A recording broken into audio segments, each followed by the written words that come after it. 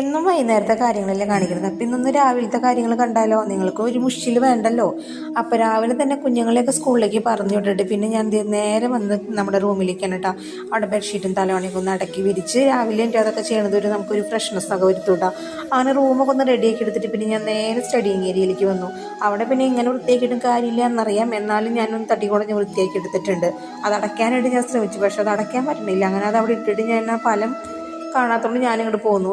പിന്നെ സോഫയിൽ വിരിയും കാര്യങ്ങളൊക്കെ ഒന്ന് റെഡിയാക്കി ഇട്ടൊന്ന് ഹാളൊന്ന് സെറ്റാക്കി എടുത്തിട്ടുണ്ട് കേട്ടോ. പിന്നെ നേരെ വന്ന് കിച്ചണിലേക്കാണ്. കിച്ചണിൽ വന്നിട്ട് മീനെടുത്ത് പുറത്ത് വെച്ചിട്ടുണ്ട്. ഇനി മീൻ കറി വെക്കണം. അപ്പോൾ തലേദിവസം ഓട്ടട ഉണ്ടാക്കിയിട്ടുണ്ടായിരുന്നു. ആ ഓട്ടട ഞാൻ ചൂടാക്കാൻ വെച്ചേക്കാണ്ട്. അപ്പോൾ രാവിലെ ചായയുടെ കഴിക്കാമല്ലോ.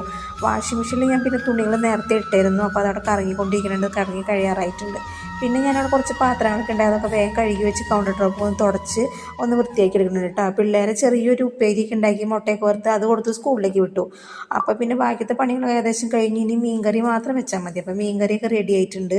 മീൻ നല്ല അയില മാങ്ങിയിട്ട് പാല് പിഴിഞ്ഞാട്ട് വെച്ചേക്കണത്. ഇവിടെ എല്ലാവർക്കും ഭയങ്കര ഇഷ്ടമാണ് അയില പാല് പിഴിഞ്ഞിരിക്കുന്നത്. എസ്പെഷ്യലി എനിക്ക് ഭയങ്കര ഇഷ്ടമാണ്, അതുകൊണ്ടാണ് ഞാൻ അങ്ങനെ വെച്ചത്. അങ്ങനെ കൂട്ടാനൊക്കെ അതേ നല്ല ഉള്ളിയും കുത്തുമുളകൊക്കെ ഇട്ട് നല്ല താളിച്ചങ്ങോട്ട് എടുക്കുന്നുണ്ട് കേട്ടോ. അപ്പോൾ അത്രയ്ക്കുള്ളൂ. ബായ്.